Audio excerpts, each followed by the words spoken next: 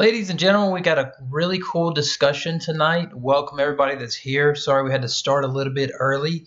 Please let me know how is the audio coming in. It seems to be going fine. We've got a really cool and interesting discussion tonight between Atlas and Bastiat. We're going to be talking about Biden and Bernie tonight. All right. So some of the people in the audience have already picked who they think's going to take it without even hearing the discussions. Sounds like the audio is fine. We've got some clicking noise coming from someone's mic. I'm not sure. But we're going to go ahead and get started. What we're going to do is we're going to lay out a 5-minute opening from each person just to kind of give some background of their self and their position. Then we'll move straight into an open discussion because we have one of our contenders is going to have to get going by 10 o'clock p.m. Eastern, which is an hour from now. So I want to leave time for Q&A and to answer any of your questions. Thanks to Mark Caesar in the chat for letting me know the audio is good. And I just want to stress that this channel is a nonpartisan channel. We want to welcome everybody from all walks of life, no matter your political position, your religious view, or background. It doesn't matter. We want to be that platform. And if you haven't already, would you think about hitting that subscribe button and the like button? Also, if you want to know every time that these come live, hit that notification button. And also hitting that like button lets us know that you like this type of discussion. So if you do like the more political, go ahead and hit that like button. Thanks to Rez as well. All right, we're going to go ahead and get started. Why don't we start with you, Bastiat? Right on. Well, hey, thanks for having me. I sure do appreciate it. It's a pleasure to be here. My first time here, actually, with Modern-DayDebate, so I'm looking forward to seeing how it goes. Good stuff. So ladies and gentlemen, I am, as a few in the YouTube chat says, a neoliberal. I'm also a corporate attorney by day, so basically I'm Joe Biden's base. But all kidding aside, it's a lot of fun to be here tonight. I'm a streamer on Twitch where we talk about law, politics, economics, and it's a lot of fun. So it's twitch.tv/BASTIAT. We stream 3 days a week, Sundays, Tuesdays, and Thursdays, and it'd be great to have you there. Looking forward to a good debate tonight with Atlas, and we'll see where it goes. So that's me. All right, awesome. Do you want to go ahead and lay out your position? Sure. Or do you want to? You can go ahead, keep going. Okay, I'll do that. I'm a supporter of Joseph Robinette Biden. I am pretty excited to vote for him. Joe Biden wasn't my first choice. My first choice was actually Andrew Yang, and then my second choice, I think, was Pete Buttigieg. And then later on, I think somewhere around choice number 3 was Joe Biden. But hey, Joe Biden has, for all intents and purposes, prevailed in the primary process, and I think that he'll be the candidate to put up against President Trump. I think that ultimately he's got a lot of the advantages. I think that a more traditional candidate like, say, Hillary Clinton or Barack Obama would have, without some of the disadvantages that Hillary Clinton specifically had in terms of a lack of likability. I think that ultimately his real strength comes in building coalitions. And I think that he's proven through the course of this campaign so far is a great coalition builder.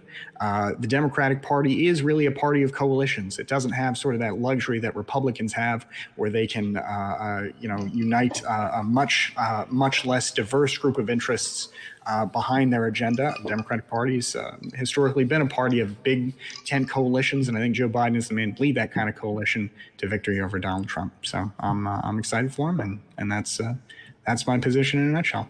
All right, thank you so much for that opening. Atlas, go ahead and kick it over to you. Good evening, everyone. I'd like to thank Modern-DayDebate for letting me come on this afternoon, especially for someone who's an amateur such as myself. My alias goes by Atlas. However, Ethan is my first name.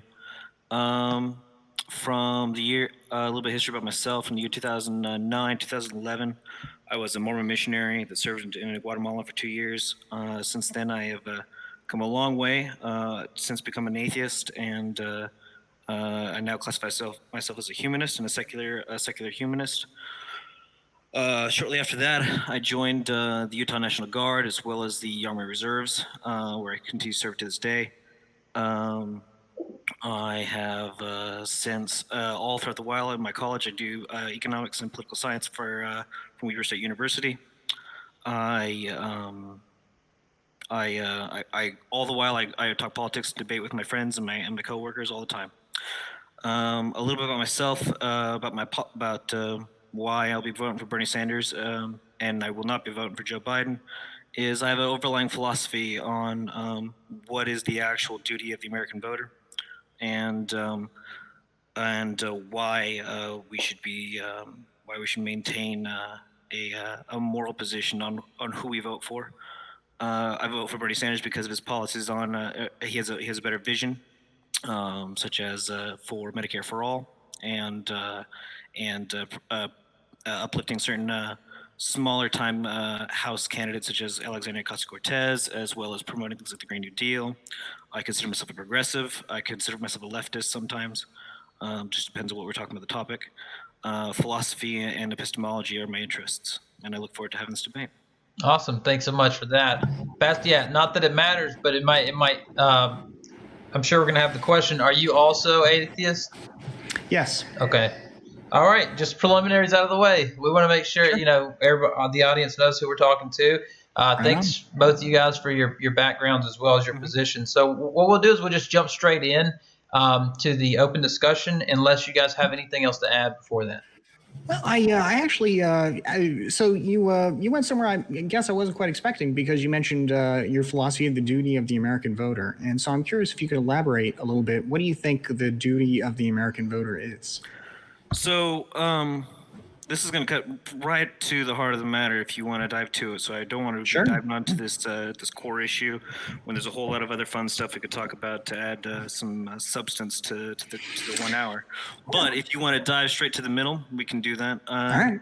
Essentially, the underlying philosophy of why I will not be voting for Joe Biden and why I recommend for all Americans to vote for the conscience is essentially I have constantly heard in my conversations and in other debates that I've had of this kind of a lesser of two evils conversation that we have very much so. It's very much a common meme that goes on through our at least within the last several decades of our voting history. Sure. It's a way Americans have a way of giving a catharsis to our two-party system, where we don't have a variety of parties, much like other countries. And so, when it comes to this kind of system, I feel that, no offense, the neoliberal corporate class, and as well as the conservative, more corporate class as well, take advantage of that sort of lesser of two evils by forcing the American voters into selecting candidates that would otherwise be unelectable in certain circumstances, unelectable based upon their history, unelectable by their policies, unelectable by more reasonable standards. And we can go through why they would, like, on a point-by-point basis on what those would be. But an overall, to summarize it into a small thesis statement to what's been making me chuckle recently is a quote from a fictional figure that is, if I have a choice between the lesser of two evils, I'd rather not choose at all. I understand the feeling. I mean, it is kind of a frustrating way to put it, and I would share the frustration if my candidate, if I was repeatedly told that the candidate. In fact, I do remember getting a little bit of this when I was, when Andrew Yang was still running. A lot of folks saying, "Look, your guy has no chance, and it's time to drop out and fall in line." Now, at the time, that was more from the Bernie folks than, from, say, the Biden camp. But, I know that, the feeling can be, it's a frustrating feeling. Although I guess, so there's a few ideas there that I'm curious about. So number one, the two-party system, and, I'm not trying to go off track, but I think this is interesting because, like you said, against the heart of the matter. It sounds like you're saying that, the reason not to vote for the lesser of two evils, as it were, is because it reinforces this two-party system construct? I feel as if that I guess the more specific term, the bourgeois class of our society, Mm-hmm. puts out candidates that force us into a selection of a lesser of two evils, which usually kind of coincides with while we the larger voter base debate on abortion, gun rights, whatever, in the background, other things are taking place, such as the war on drugs, Mm-hmm. the different tax laws, billionaire bailouts, tax evasion. Well, I would consider tax evasion, but kind of like if you make it legal in the books, it's not really tax evasion, right? Because if you can pass a law where people where you can change it so that your corporation doesn't have to pay any taxes, that's good business. But to the worker, to the labor class below them, it is very much so tax evasion to us. Do you think the two-party system is something that's been foisted on Americans, or kind of just a natural outgrowth of a large multi-state, multi-regional democracy? I feel as if it is a natural evolution of the corruption within our system. Well, so I guess I'm curious about the corruption issue, because we've had, and we're not the only country, not the only Western democracy that's had a two-party system. I'm not. Why do you insist that it's based on corruption rather than just the notion that hey, it's a large country and people have to form corruption? Yeah. So why again though would the two-party system be the result of greed? Usually, well, we the electorate kind of decide upon what we want to hash out, whether it's gun rights or abortion or the immigration or all these other kind of tactics or all these other topics. I consider it greed, because usually the underlying method is how we can get more money to more investors, to more industries, and it very rarely gets actually put out to the American voter in ways of goods and services or even in income. Are you saying that's what, so that it, well, I guess what I don't quite understand is it seems like ultimately the reason we've got a two-party system that kind of puts us in the position of choosing sort of the lesser of two evils when it comes to, choosing two candidates is because we've got a first past the post voting system rather than, a system of kind of corruption and greed. And I mean, Canada doesn't quite have the same issue. They've got sort of two left parties and one right party. Britain has basically a similar system. They've got the Liberal Democrats, but they're not so relevant politically. And in the United States, we have had, we have had exceptions to the rule, but it seems like the reason is basically that we've got a first past the post system, and the first past the post voting system basically requires that you form large coalitions rather than, multiple parties being able to operate. So, I mean, our system is currently designed, even if all the people acting in it were acting in good faith, and as our founding fathers, I think wisely said, if men were angels, no government. Or well, John Adams said, if men were angels, we would need no government. Even if people, though, even if we eliminated a lot of that greed and corruption you're saying, I think we'd still have a two-party system because of the way our elections are structured. So there's many ways. There's, from this part of the conversation, there's different. I kind of want to put a flag in this part right here because there's a lot of different avenues I want to take on this. Primarily, first, let's go down through this road. One being the two-party system creates a way that allows what I would call the bourgeois class to select, to hand out, or specifically select certain candidates, to force the American voters to select either a half right or a full right step, if that makes sense. If you want to make it on a political spectrum, either way, though, we're making a right step, and whether we make that half right step or a full right step, it eventually down the road we end up getting certain systemic problems, such as our current issue being COVID-19. Running rampant throughout our country, right? Oops, sorry. So these certain systemic failures in our system, right, because of corporatism specifically, because our American healthcare system is specifically designed off of profits and not off of American healthcare, there's no way that a corporate profit system is designed to take care of a pandemic problem such as COVID-19, where all Americans are affected because the virus doesn't give I was going to use other word, doesn't care, Sure. Whether you are rich or poor, it's going to affect you because you're a human being. Sure. Right. Yeah. So I get what you're saying. Although, I mean, to be fair, the virus doesn't seem to care about what the particular structure of your healthcare system is either. I mean, Spain and Italy are falling just as fast as we are in terms of deaths and illnesses. So I mean, the United States. I mean, it seems like this particular issue, this particular outbreak we're having, is a failure of disaster response, and rather than a failure of how we pay for healthcare on an individual level.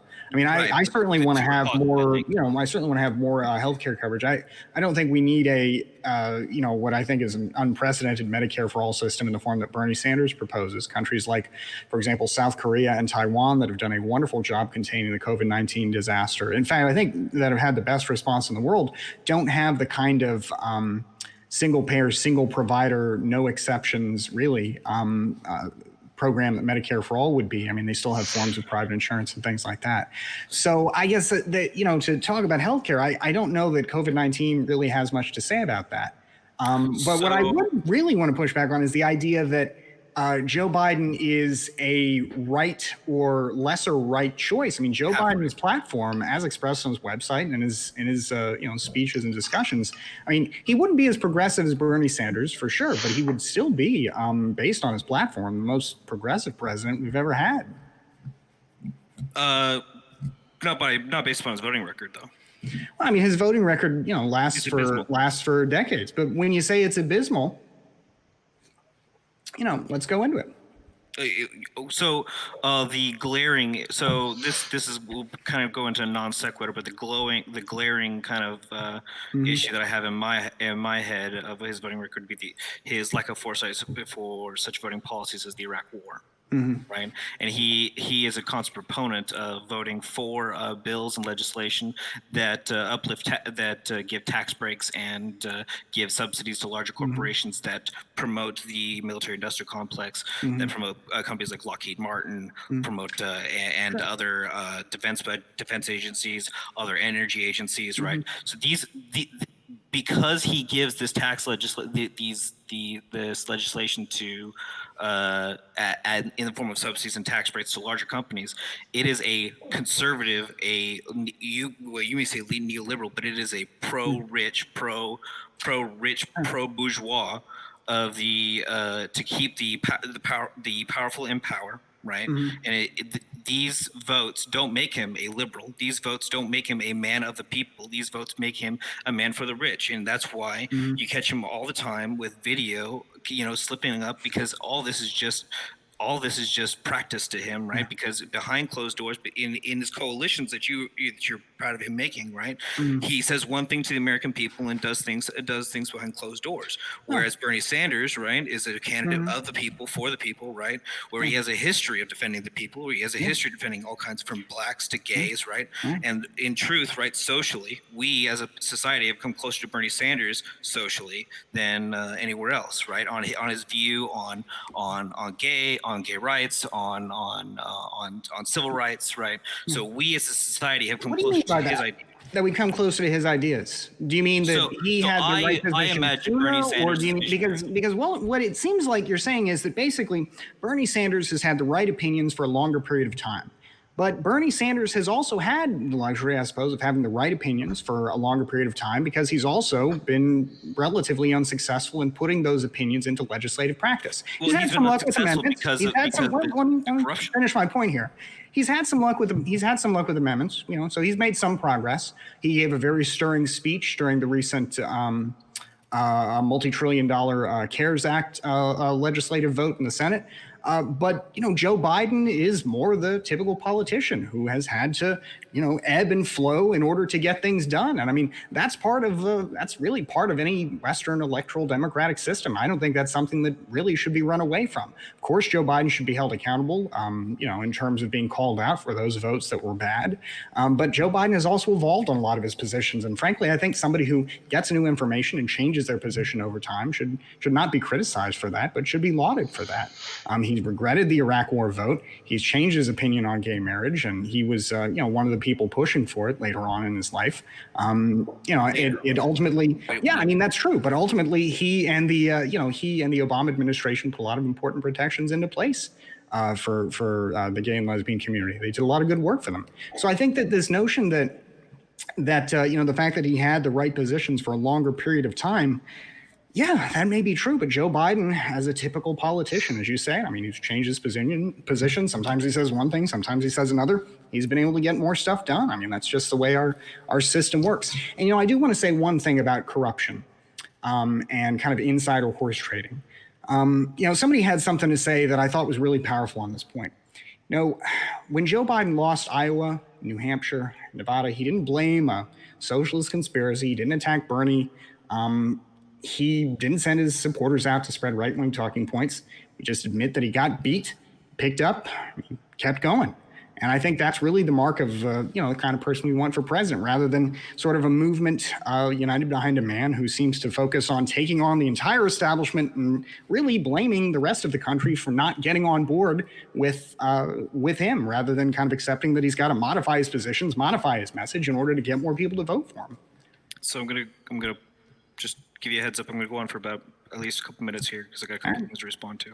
So one, just because he has more evolved, he has evolved to his the current environment, right? Shows that he has a lack of vision of the future, where what America, because he's able to adapt to the current climate of what is acceptable and what is not, does not make him does not make him a good leader, right? A good leader is supposed to be able to foresee problems and then solve them before they impact the masses. Okay, that's why we have certain failures in our current system right now. You and I both agree that Donald Trump is probably not the best president in the future, right? No, he's proven to become the worst ever. Correct, right? So we and that is exemplified by him, disbanding, the pandemic outbreak council, right, in 2018, and that shows a lack of vision for the future, right, which thus gave us, dead Americans in our country, right?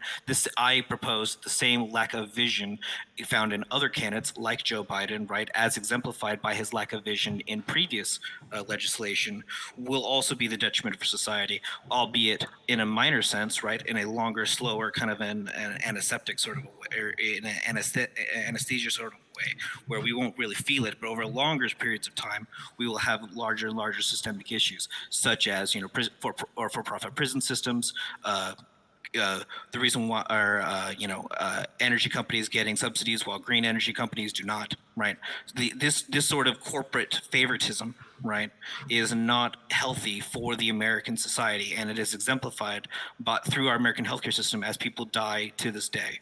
Two, just because Bernie Sanders, right, is not because he's not accepting corporate PAC money, because he's not accepting all these he's not building coalitions, as you would say, for like with larger companies.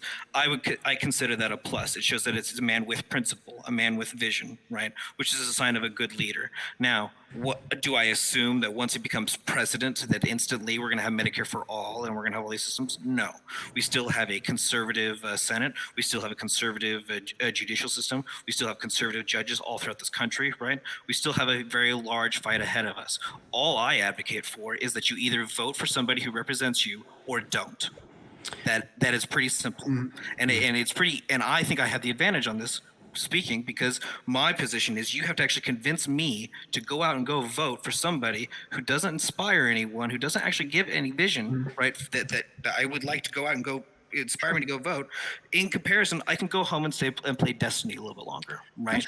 And the truth is, right, if I don't like Donald Trump, the system isn't I don't go vote for somebody lesser two evils. I impeach him. Right? We should impeach him if that is the case. The problem is that you vote for your ideals or you don't.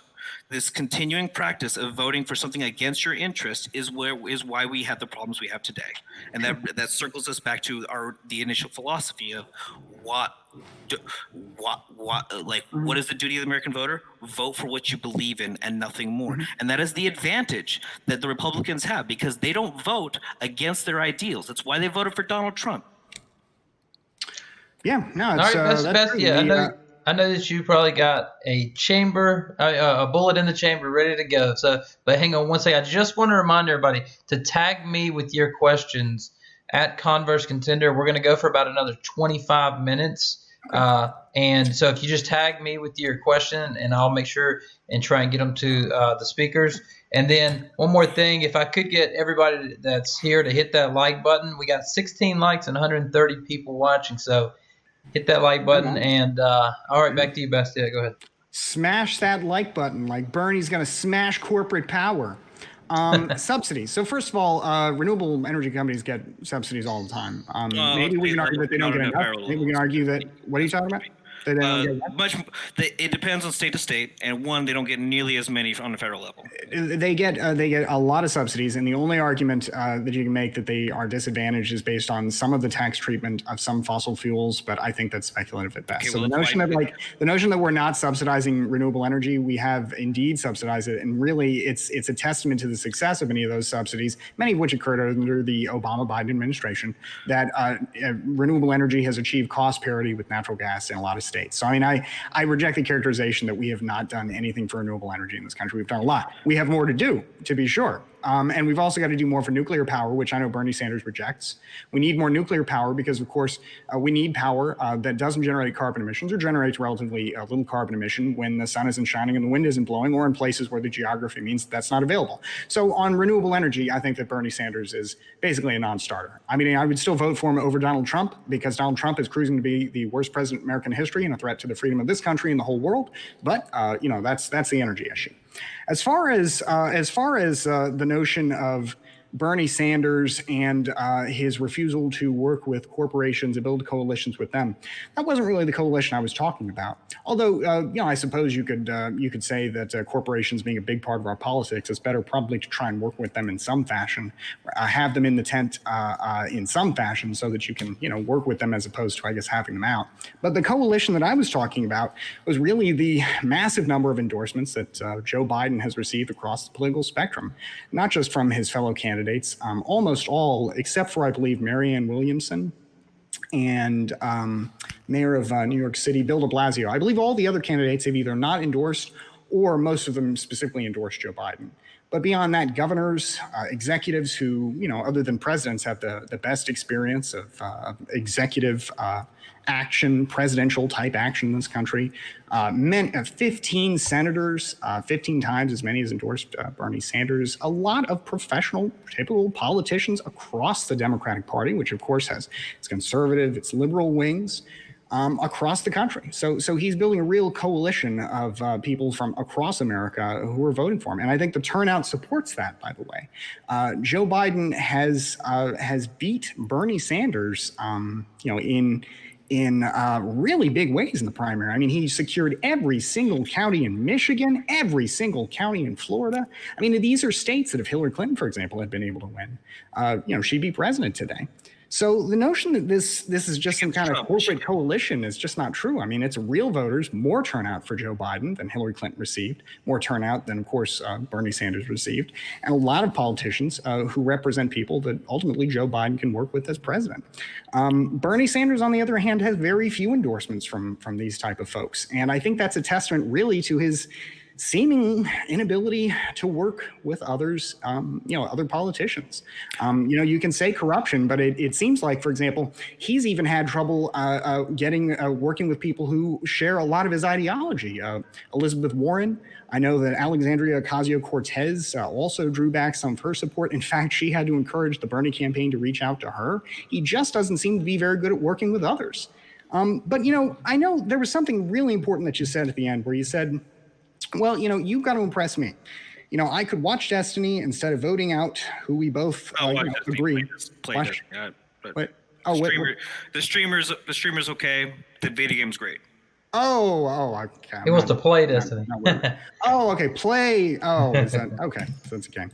So you play Destiny instead of voting out who we both agree is, the worst president, probably after the death toll from coronaviruses comes in, is the worst president in American history. Who we already tried to impeach. You're saying, well, you've got to impress me. You've got to get me excited. You've got to get me enthusiastic about voting this guy out. Because, I don't want this two-party system. Hey, if that's your position, that you have to be cajoled to vote against the worst president in history, a president who is, as we speak, costing American lives by virtue of his bungled, failed coronavirus response, I mean, that seems like ultimately, if that alone is not enough to convince you to vote for the Democrat, I mean, I understand Joe Biden is not a perfect candidate. He was my first choice, but ultimately the situation that we've got in this country is far worse than any situation we've had, certainly in recent history. I'm inclined to think that President Trump is cruising to become the worst president we've had since the Civil War. So this notion that I understand that maybe Joe Biden is not as exciting as Bernie Sanders because his positions are more limited. I will agree. His plan for healthcare, for example, he says on his website, I'm going to cover, with our plan, we're going to cover 97% of Americans, and we're going to do it with insurance and with a public option. It's not as catchy, it's not as comprehensive as Medicare for all, but it's a step in the right direction. Due to the time constraints, I'm going to have to cut you off. I'm going to just dive right into it. One, and I'm going to say this very clearly. The underlying idea behind my philosophy, behind the American voter, is that there is nothing any person, anyone, any leader that they can do, no matter how bad, that forces me to vote for something else. I am simply saying, you vote for your beliefs and nothing more. Period. I agree with that. I absolutely agree with that. I don't think anybody can obligate you. Nobody can obligate you to hold a position. You cut me off. Hold on. Bear with me one moment. Okay. If you believe that, right? If you do believe that, then that means that there's nothing that Donald Trump can do that will force you to vote for somebody else, right? You vote for your beliefs and nothing else, right? And because of the fickle nature and because of the backhanded nature to Joe Biden, and I don't want to be belittling to an elderly man, but the man is senile. Okay. Do you have any medical evidence of that? Do you have a medical? Do you want a clip? Ability to diagnose that? Do you want me to just can you diagnose that? That's a medical condition. Can you diagnose it? Sure. Right. He's an elderly man, right? And I'm not even saying Bernie Sanders. I'm not even saying Bernie Sanders is a healthy person. I waited for you. Now I suggest that bear with me one moment. Are you qualified to engage in medical diagnosis? Sure. I can make a medical assessment based upon a rough idea, right? We can get some video evidence. We can go to WebMD, and you and I can go over some certain points, right? But I can get WebMD for medical diagnosis. Sure. What would you consider that to be? All right. Are we really going to now go into health? Am I going to have to ask for the moderator for back and forth here for a minute? I will do that. You made an expensive plan.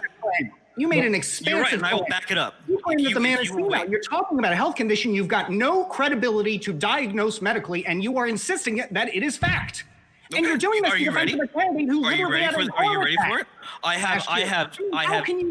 have dates and I have video. We can watch him over and over again. He doesn't know. He has time and time again made accusation. Yeah, go ahead, Atlas. Let's hear your response, and then we'll go right back to Bastiat. Are you ready? Yeah. So in Wisconsin, when he says that my name is Joe Biden and you're voting for U.S. Senate, the guy flubs.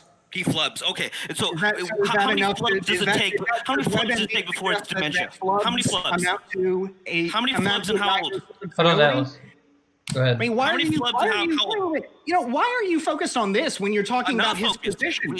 We're almost at the end of the debate. When I bring up the fact that your position is basically you saying that you're entitled to vote, to not vote, to sit on an election. I was very clear. Vote on what you believe and nothing else. Now you're changing the topic. His senility is really the issue. You've got no proof for it. You've got no credibility or experience to make that diagnosis. I said it's an issue, not the issue. On floods. Is President Trump senile? Maybe. If I could pull some clips of Bernie Sanders that would be convincing, could I call him senile? It's possible. Well, they're both very elderly men. I do not They're both very elderly men. They're both very elderly men. Each one of them suffered a literal heart attack last year. It's a ridiculous thing to talk about their medical conditions. It's an absolute distraction from their position. Is it crazy? It's the leader of the free world. Okay? Yeah. And we're talking about a race in which we've got the 74-year-old president of the United States, a 77-year-old former vice president, and the 78-year-old Bernie Sanders. Every one of them has the real bad. I will bring it down a notch. Let me bring it down a notch because it clearly has got you a little triggered a little bit. If Andrew Yang were in this candidate right here, we would not be having the same conversation. So we would not be having the same. I don't understand really what your point is. They're both old. You're right. So why are we talking about this then? Well, one, because it goes to the underlying issue of I do not like our country being run by an older white class that's constantly telling me what I can and cannot vote for. Why does his race come into it? We were talking about his medical condition. There's a much broader. Let me simmer down for a second. Okay. There is a much broader issue at large. Do you agree? No, I don't actually agree. It sounds like ultimately this is another reflection of kind of the Bernie campaign grasping for straws to sort of blame people other than Bernie Sanders for his mismanaged campaign. So you and I would agree that Bernie Sanders is probably not aggressive enough on pushing back these. I am now hearing an echo. Give me 1 second. No, I think Bernie Sanders. I think Bernie Sanders actually aggression. The fact that he's not aggressive has probably helped him. I don't think the American people, or at least the Democratic primary, is rewarding aggression, considering that the person who has won the Democratic primary is not particularly aggressive. Okay. I mean, Bernie Sanders. Let's back up a little bit. Okay. One, all these men are very, very old. All of them will have continuing failing health issues as we get older. That is a fact. Do you agree? Sure. Yeah. Okay. So, and our brain is a part of our body, is it not? Sure. Okay. So that is all I'm saying is that as these men get older and older, the more and more senile they will become. Right? Yeah, it is a very apparent issue. It's possible that they'll become senile, although again, Joe Biden and Donald Trump are becoming more senile than others. Okay, yeah, I see. You're again to say that he's more senile, unless you've got something from a medical professional saying that. That's okay. Well, then I recommend that everyone go look up Walker Bragman's. He has followed Joe Biden on the campaign trail.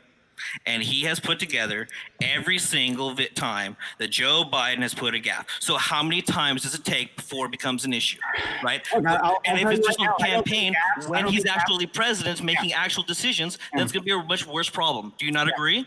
No, I don't agree that. Wait. Let's get Bastiat's response. We're focusing on senility when previously we were having. I'm not. I'm focusing on electability. Fundamental weakness of the Bernie Sanders. I'm focusing on electability.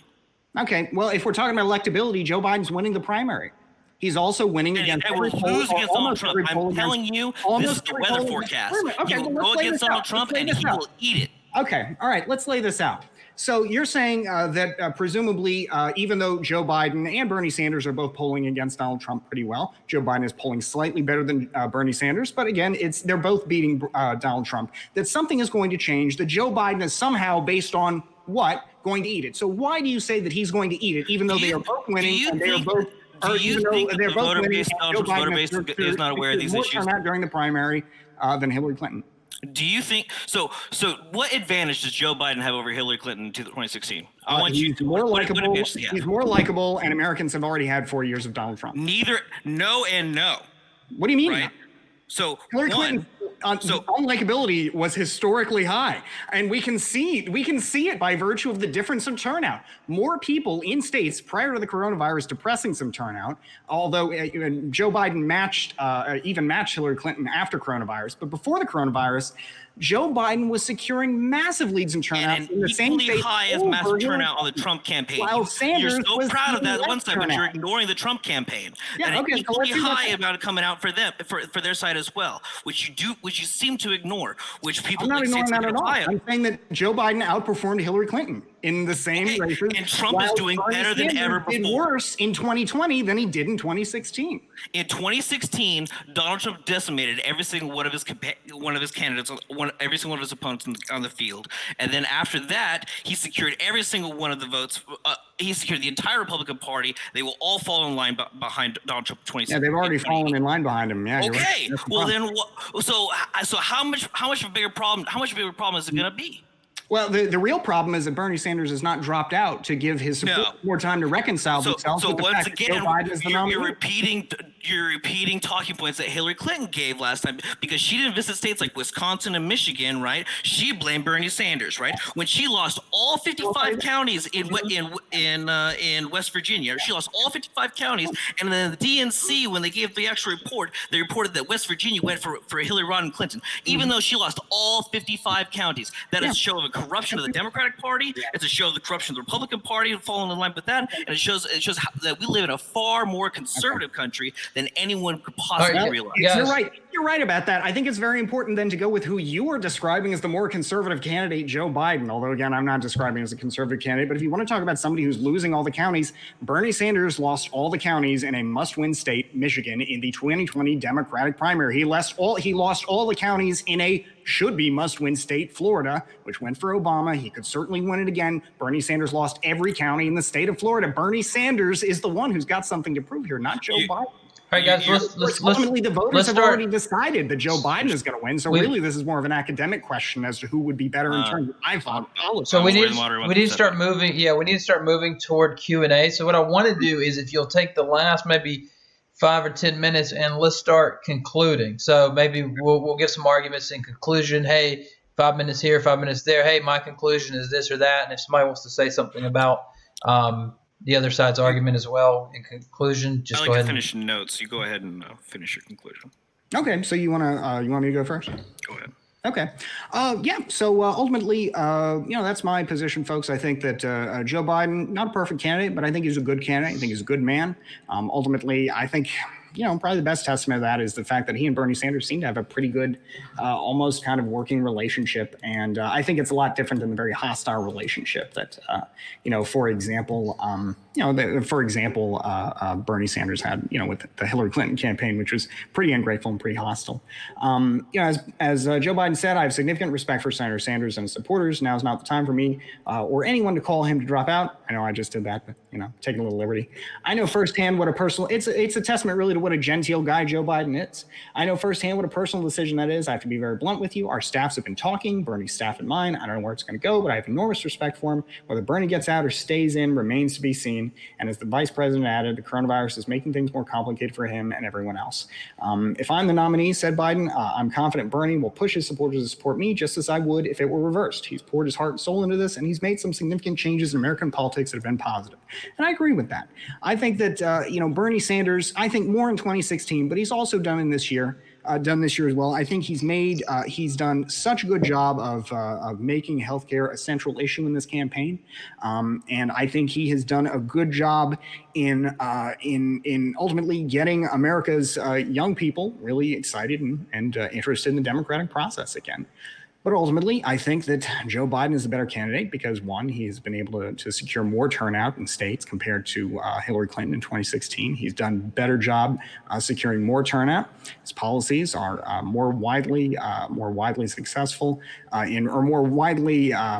I think more widely beneficial in the sense that they are much likelier to get through Congress, much likelier to affect the American people in positive ways. I think Joe Biden has shown that he is an adaptable, fundamentally decent man who can take us back from the brink of, I think, American authoritarianism under President Donald Trump. And so while I don't think anybody has a moral obligation really to vote one way or another, I think ultimately that's a voluntary decision that everybody should make on their own. If you believe in this country and you think that this country should be a better place and you want to do something to make this country a better place, I think the answer then is to vote for the Democratic nominee, whoever it may be. If it is Bernie Sanders, hope against hopes, I will certainly vote for him. And if it is Joe Biden, as I believe and hope that it will be, I absolutely will vote for him because Donald Trump is the most dangerous man in the most powerful office in the world. And I think that the case for Joe Biden is pretty strong on that basis alone. But on top of that, he's a good man, and his policies will make Americans' lives better, even if they are ultimately different in a lot of ways from those of Bernie Sanders. All right, thanks so much for that, Atlas. So to go in reverse, and if Bastiat wants to respond to one of these points, I understand how controversial this one comes up, and it's kind of unfair to bring this up in the last moment. But it comes back to his decency as a good man, so we'll tackle that when I come across it. In reverse, I would accredit Joe Biden's likability and his increased voter turnout not to his own likability, but to the actual the opposition to Donald Trump. Right, Donald Trump is probably one of the most intimidating presidents that our country's ever faced. It's awakened a lot of voters. That's why I think that the voter turnout's as high as as it has been, on both sides though, which is what the other issue is. As far as his voting record, it shows his lack of vision for the future. Right, he has voted for things like Iraq War. He's voted for bailouts for AIG as they turn around and give themselves billion dollar bailouts. And as far as the decency of a good man, Vox and other news agencies are recently reporting his sexual assault allegations, as well as his creepy behavior around people. I understand that is a last minute bring up. I would love to talk about it some more, but due to our time constraints, that's just how it is. Sure. But it has speaking to his likability and who he is behind closed doors. Right. Whereas Bernie Sanders, right, while he may not be a perfect ideal candidate even for myself, right, he is an elderly, aging, white, old man who has continuously pressed these issues for the last 30 years. And that's why I credit him for his work that he's continuously done, right? And it's why I'll be voting for him, right? Because I approve of his policies, I approve of his ideal, and I approve of his vision, right? I don't think he's gonna save all of us from the issue, because once he gets into office, there is a huge road ahead, right? But if we want to fix our underlying issues as American voters, all I am saying is that we vote our conscience and we vote what we believe in and not for what we don't believe in. And when we continuously get forced into voting for what we don't believe in, other people make the choices for us. Neoliberal corporatism, no offense, your side, right, makes that choice for us every day, and they're very good at it, right? They're very good at it with their marketing. They're very good at who receives donations and who doesn't. Okay, that's why Joe Biden's received all these endorsements, because they all know each other. They're all buddies, right? And it's fine, right?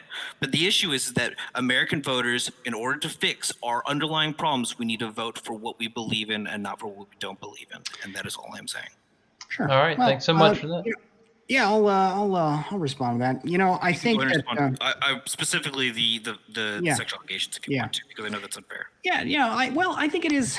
I guess it's kind of it's sort of a model for, I suppose, where the Bernie Sanders campaign, not even the campaign, really, a lot of his online supporters, especially on Twitter, seem to be, where they haven't reached the stage of acceptance yet. They're still kind of in a stage of desperation, slinging right-wing talking points, like an unsupported, unproven, unevidenced allegation of sexual assault that most, in fact, all mainstream media has, generally speaking, refused to report on. And this is because so little evidence, in fact, almost no evidence beyond the accused, or rather the alleger's testimony has been provided. She has changed her story several times, repeatedly said that it was not sexual assault until she started communicating with the Bernie Sanders community. And then after communicating with the Bernie Sanders community, decided to change her story and then come forward with a new set of facts. Do you think? Now, Biden, let me finish my point. Let me finish my point, because you made a very explosive allegation there. Sure. In the last moment here, and then said that we're running out of time. I understand that maybe it just slipped your mind, but that's a lot to drop. No, Biden's communication director, Kate Bedingfield, said the allegations are false and said that women have a right to tell their stories and reporters have an obligation to vigorously vet those claims. I have no doubt that reporters will vigorously vet those claims. I'm glad that she has come forward and told her story. I think ultimately the evidence for it is lacking, and it will not be a factor, certainly against President Trump, who's got so many allegations of his own, that this will be a footnote in the election to come. Beyond that, I think the credibility of the person in question is highly specious, given her repeated claims, not just that Joe Biden had not engaged in any kind of sexual assault whatsoever, again, until this year, but also over her previous support for the Vladimir Putin regime, which she had repeatedly expressed support for. In fact, at one point she said she left Biden's office because of his in fact, let me pull this up. Imperial, she wrote in December 2018 that she quit working for Biden to pursue a vocation in the arts because she, quote, loves Russia with all her heart and rejected the, quote, reckless imperialism of America and what she saw as an anti-Russian view on Capitol Hill. Then she changed her story this year to say that Joe Biden committed sexual assault. It's disgusting, it's unevidenced, and it will go nowhere. All right, thanks so much for that response. All right, we're going to move to Q&A because we don't have that much time. We have one of our contenders has to be out of here by 10 o'clock p.m. Eastern. So with that, thanks everyone for your Patreon and Super Chats as well as your questions. I will get to them here.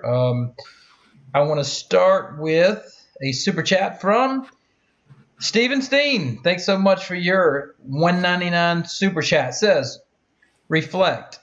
We've settled on true, bid, or Burr for 2020. So I think that's Trump, Biden, or Bernie for 2020. And he's saying reflect on that. So I guess that's for him, that's pretty bad options. He also had another question saying, question for Bastiat.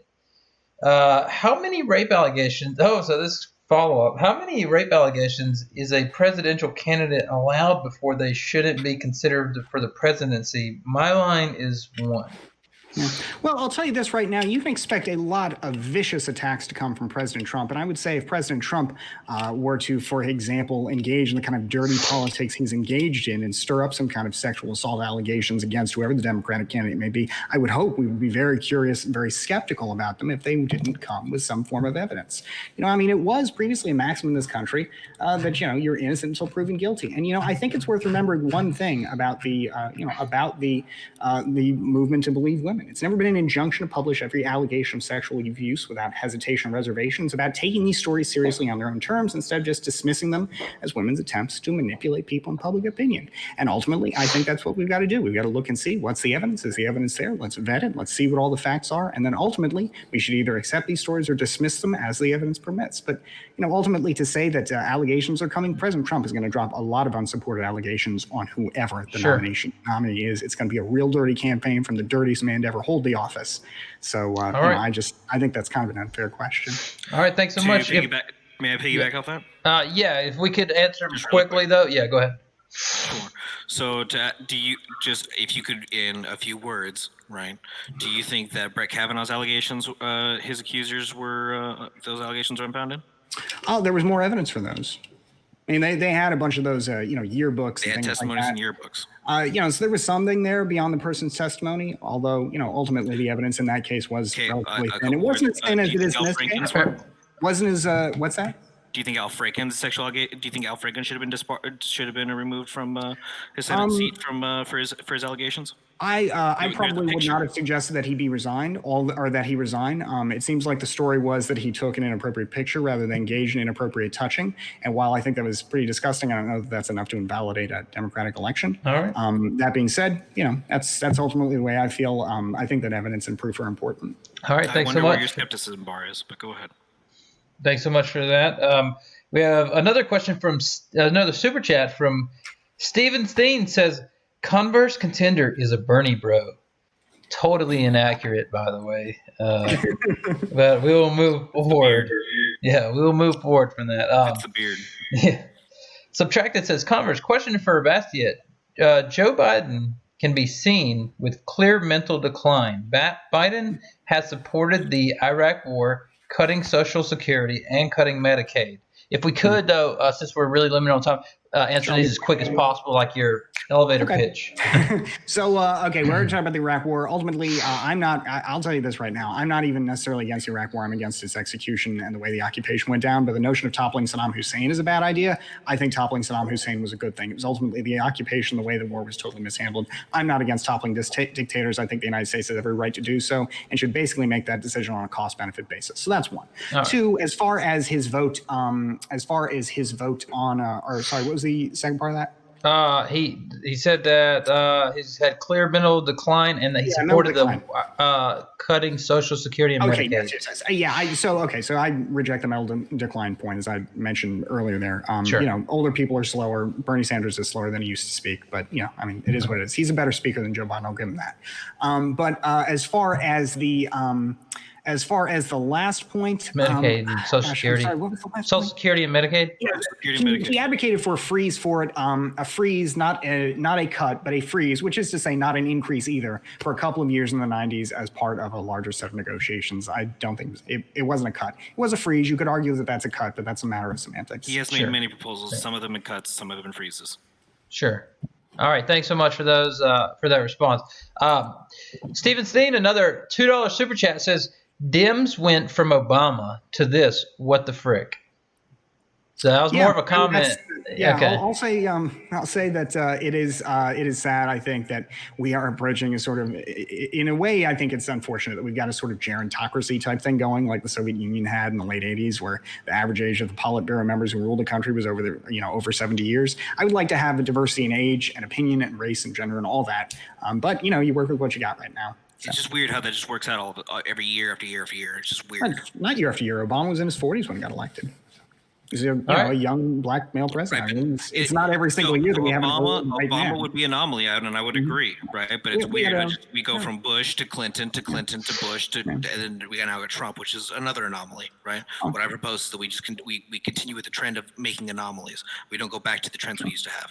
All right. Thanks so much. We clearly disagree on the notion that either of them would be an anomaly. All right. Thanks so much for those responses. Another $5 super chat from Anamorphic Mind says, why is Stephen Steen sending me pics of him and Converse Contender together? Again, totally inaccurate. I don't go to Nickelback concerts, so it couldn't have happened. All right. Tiaga says, the allegations keep piling up. All right. So Tiaga says, can you ask Bastiat what his reasoning is for or against universal health care? Quickly, please. Sure. Yeah, I support universal health care. I just supported along the German model, the model of a lot of countries where they don't abolish private insurance. They have private insurance, but the government also plays a role in basically plugging the gaps.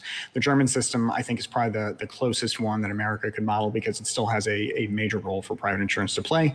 First of all, I don't think it's realistic that the United States could ever abolish private insurance, but I also don't think it's a good thing. A lot of Americans do, like their private health care plans. I, for example, do. But ultimately, I want universal coverage. I just want it in a way where the state will guarantee it without being also basically the sole provider as it would be in Medicare for all. All right. Thanks so much for that. We have a $5 super chat from Stupid Whore Energy. Sarah asks, how can Atlas, she calls herself that, by the way, how can Atlas not vote against someone who separated children from their parents and botched a response to a pandemic? I would argue that a proper response to those things would be an impeachment for Donald Trump. And there's no evil, there's no act that one man can do that will force me to vote for somebody else. I just want to say real quick, I basically agree that you can't be obligated to participate in the political process. I mean, I think that it's certainly in our self-interest to get rid of Donald Trump. He's ruining the country and will, gradually grind us all up, I think, if we don't stop him. But yeah, I don't think anybody can be morally obligated to vote. All right. Thanks so much for those responses. Brent Kalar says, Converse, question for Bastiat. Who will Biden choose for his VP? It seems like I like to check out electionbettingodds.com, just kind of as kind of a barometer for what the pulse is. Betting markets are kind of interesting. They're coming in their own as sort of a supplement to polling. And it seems like the smart money is on Kamala Harris or Amy Klobuchar. I'm guessing he'll probably pick one of them, or Stacey Abrams. I'm kind of excited about Stacey Abrams. I think she came real close in Georgia. I think, it might be an opportunity to secure a Democratic vote there, but I think Amy Klobuchar, if I had to guess, Amy Klobuchar to try and secure the Midwest. All right. Thanks so much. Three of those women would have been great presidents. All right. Thanks so much for those. Thanks so much for that. Now we have Stupid Whore Energy. Thanks for your other $3 super chat. She asked, well, actually, this is during the time when you guys were talking about Biden maybe being older and senile, and she says, how about when Trump confused Missouri for Kansas? So that's not really a question, but more of a comment. I don't think she's going to get much argument between the two of us on Trump's issues with his cerebral capacity. All right. Thanks so much for that. Our Father in the Green, thanks for your $10 super chat, says, Bastiat, Are you concerned Biden will not win over swing state voters? Hillary didn't. Hillary didn't. Why do you think Biden will this time? Consider an already lower apathetic turnout with the virus low turnout benefits GOP. Yeah. Well, the virus is certainly a new factor. I mean, I guess we'll have to see how that plays out. I don't think that's going to hurt Joe Biden, considering he ended up winning Florida anyway. I know both of the candidates had advocated that, vote if you feel healthy enough, I mean, so I don't know I don't know how the virus will play out. I don't think it'll be something that hurts one candidate more than another.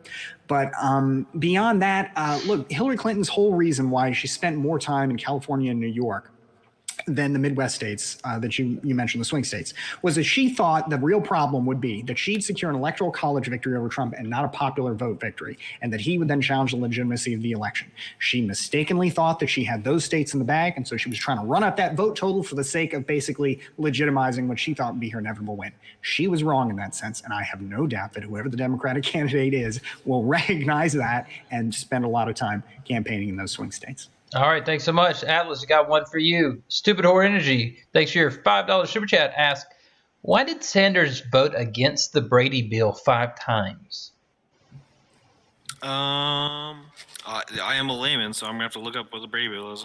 That was the I think the bill that would have made it so you could sue gun manufacturers, and he comes from a rural state where they have a different opinion on gun rights, and he's changed his opinion since then. So I understand. So even myself, right? There are a lot of Bernie Sanders supporters as well as myself that we. I don't want to speak for all Bernie Sanders supporters, but I myself, I am not a anti-gun rights ownership issue. Oh, so all right, thanks so much. I feel that Bernie Sanders is similar, and if I were to quote him, I'm pretty sure on his Joe Rogan podcast where he spoke about that extensively. It was a good 20 minutes on there about that. All right, thanks so much. I think it's an issue. We have a Patreon question from Brian Stevens. Asks, to Bastiat, can you name the 3 best policies Joe Biden has in this campaign? Sure. First of all, Joe Biden is, I think his position on trade is to, I think that trade has probably been the single most damaging policy of the Trump administration. And I think it's probably the single most damaging policy of a potential Bernie Sanders administration. Trade has made America rich. I know it's come with some costs, but the challenge is meeting those costs rather than throwing trade out. So Joe Biden wants to maintain trade. And I think hopefully, who knows if, the coronavirus will change this, hopefully not expand it, expand free trade globally. I'm hoping for a revival of the Trans-Pacific Partnership to kind of box in China, bring it into the international world order in a positive way. So that's one. Making DACA permanent, I think that's a very important one. And taking a second look at our, basically improving our immigration laws. And then third, Joe Biden's plan, basically Medicare, kind of for all who want it, I guess is the name there. I think it's a good policy. It's something we can do in our existing framework that will help a lot of people. So those are my top 3. All right, thank you so much for that. All right, we have Tiago says, hope you recover from the Rona. I'm not sure who that was for, but thanks for that $2 super chat. Subtracted, another $5 super chat. Thank you so much. Subtracted says, Bastiat, you support invading Iraq illegally? Bush lied about Saddam Hussein having weapons of mass destruction, and the Iraq war killed 500,000 people. Yeah. Look, I said my problem with the Iraq War was the execution, not the notion of toppling Saddam Hussein. Saddam Hussein was a murderous butcher who killed thousands of his own people with poison gas. Killing him was a service to humanity, and America has every right to do so. It has no obligation to respect the rights, such as they are, of dictatorships. It has every right to topple them as it sees fit. It's a cost-benefit consideration. Ultimately, I think the United States made the wrong call. It thought that occupying Iraq would be real easy to do. And I think that's something you could have seen in advance, but I think that that's a question of basically practicality, not whether the decision was morally right or wrong. The cost being young men and women's lives specifically, but it's absolutely the cost being young men's and women's lives in the cause of freedom. Yeah. So is that it? I think that's a worthwhile cause. All right, thanks so much for that. And let's see. So it was the approach. Thanks so much for that.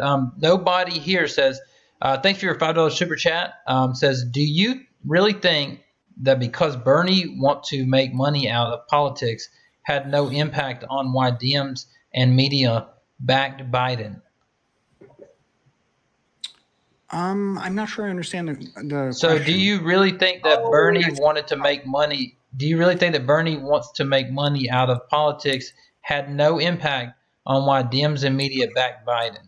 As in, I think I'm guessing here that it's sort of what he means is basically, do you think basically the media lined up against Biden because he is more the sort of money in politics candidate? That's the implication, yeah. Yeah, I mean, I don't know that I don't know that that's a fair claim to Just make. another weird coincidence. No. So, so, No, so I his, don't think so, it's a so his weird question. I'm coincidence. I sorry. mean, Let me yeah. clarify. His question is that: do you really think that Bernie, the fact that Bernie, he missed some words here, but Oh, do sure. you think that the fact that Bernie wants to take money out of politics had no impact on why the Dems and media backed Biden? Yeah, no, I see. I don't think so, considering Bernie completely outraised Biden at every stage of the race until maybe relatively recently. I mean, Bernie had way more money and was buying way more advertising than Joe Biden, who basically was running a threadbare, screwy, kind of weak campaign until he won South Carolina. So, in terms of money in politics, Bernie Sanders had way more money in politics. I don't know if he's since eclipsed Joe Biden. I would assume, or Joe Biden has since eclipsed him. I would guess so, since he's now the presumptive nominee. But until very recently, Bernie Sanders had more money in this election than Joe Biden. Agreed. By a substantial factor. But not by corporate PAC money, but by small donors, right? Yeah, I mean, is it like, what's the issue though with respect to the media? Like, ultimately, the media wants to sell ads. They don't care where you're getting the money from. They care that you're giving them the money. Well, so there's two aspects to when you want to sell ads, right? You gotta actually make money for your shareholders, and you also got to have the boss approve upstairs, right? It's the boss that approves upstairs part that they're implicating. That maybe they want to take money out of corporate politics. Then maybe they're getting marching orders from upstairs.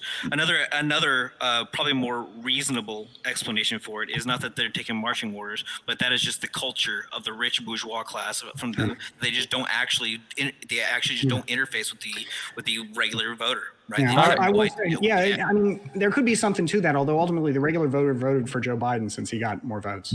All right, thanks so much for those responses. After media, go ahead. All right, so we only got about 7 more minutes, so if we go into the speed round here, we got a couple more super chats. One says, from Stringer News 1, thanks so much for your $2 super chat, says, I don't believe in buying votes for Joe Biden.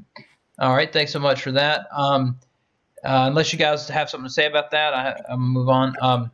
Our Father Green, thanks again for your $5 super chat. Atlas, do you think the movement should think beyond electoralism, organizing a outside, very obviously rigged process? Rigging Bastiat has no shame. Ignore. So I would say that is definitely an option on the table, but that's an option as we the people would have to discuss, and it's a very interesting question on how we the people decide that. As the working class, as the labor class, as we are the ones with the votes, but somehow we are the ones that constantly are throwing away our votes, and that's why I suggest a change in policy and change in behavior on how we as people vote. All right. Well, I don't know who we, the people, are, since, again, by a factor of 2 to 1, they voted for Joe Biden, the people, the United States of America, who voted so far. But I will say this. I have the utmost respect for and high opinion for Bernie Sanders in his quest to kill the monopoly guy. But the fact is this. You want a real revolution, you're going to need to put your life on the line. Last time I checked, most Americans are not interested in doing that. They want to make their lives better through electoral politics. They want this democracy to work. They don't want to circumvent the electoral process. They want to participate in the electoral process, make it better, vote for the best candidate out there, and I think that candidate is Joe Biden. All right, thanks so much. Read history, and then we figure out when that. Yeah, America's country of reform, not revolution. All right, thanks so much. Now we're done with our super chats. We're going to move on to our last questions here. Lance Plays LOL says, question for Bastiat. Are you in favor of poll rigging, voter suppression, in favor of Biden, as we saw from the exit polling, 12% for Bernie and plus 12%, or sorry, minus 12% for Bernie, plus 12% for Biden in MAVT, Texas, California, North Carolina, etc.? Yeah, look, if somebody's got some evidence that the votes were rigged, I'm open to hear it. As far as I've seen, there's no evidence.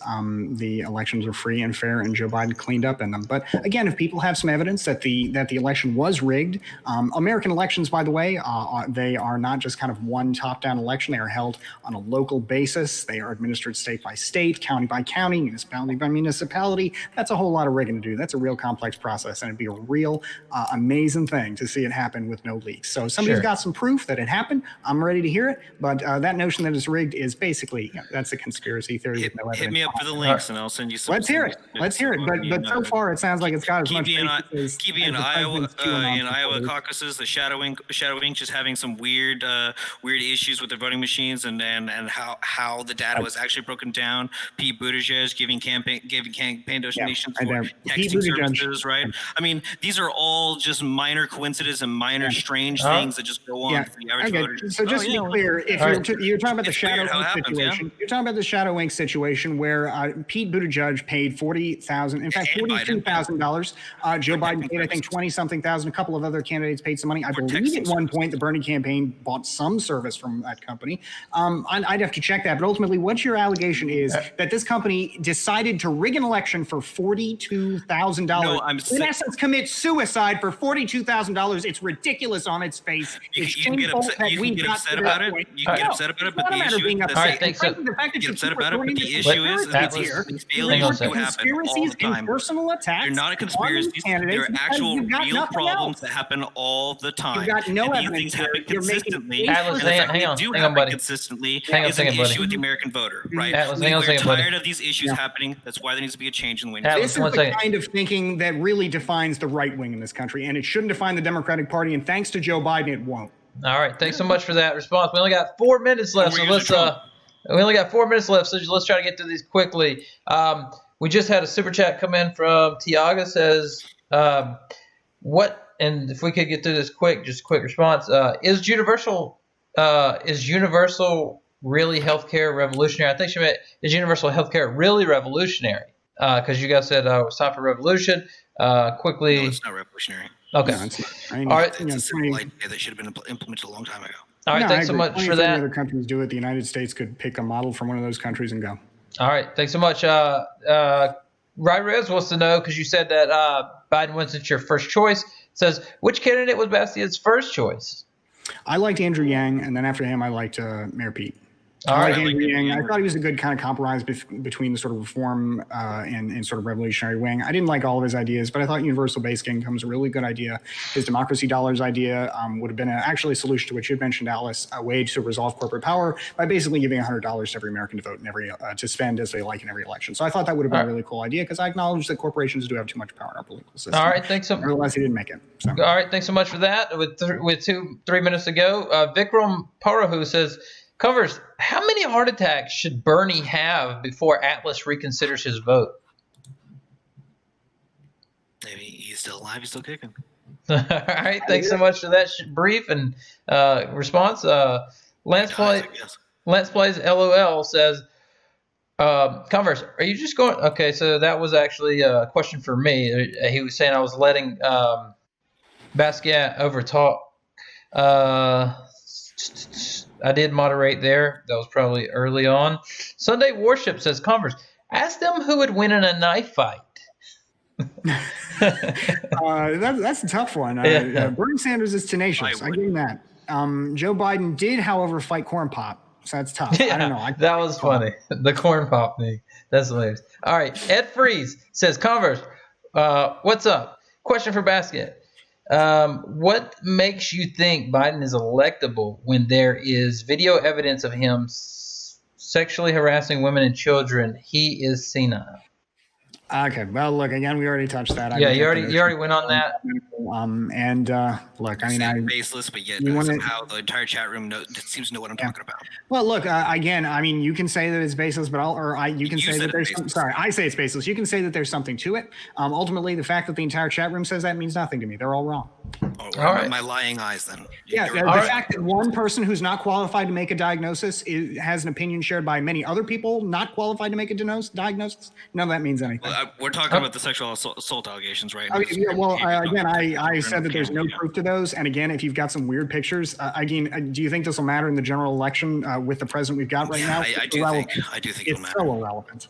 All right. Thanks so much for those responses. With 1 minute left, I just want to say thanks to everybody for showing up. Thanks to both of our debaters, Atlas and Bastiat. It was a really interesting conversation. Thanks for everybody that's been in the chat, and especially for all the super chats and likes. If you haven't liked this so far, please hit that like button, because it lets us know you like debates like this. You like the political discussions. If not, it makes us think, hey, maybe they want more religious, or maybe they want more of this or that. So make sure and hit that like button. If you haven't subscribed, go ahead and subscribe. Also, thanks for our patrons. If you want to become one, you can do it for as little as I think like $2 a month or something. Super cheap. So, and it helps support this type of dialogue. And if you guys got anything last to say before we go? I just want to thank Atlas for your time. I thought that was a fun exchange. I know it got kind of heated, but I thought it was pretty fun. And you guys want to? It was good meeting you and chatting with you, and I'm looking forward to hey, maybe we can cross paths again sometime. So. I appreciate it, man. And look, I do know it gets heated, right? This is very serious topics, but it shows that we give a damn, and I mean I think that's a good thing in democracy. Yeah, that's the most important part. You guys want to plug your stuff or anything? Yeah.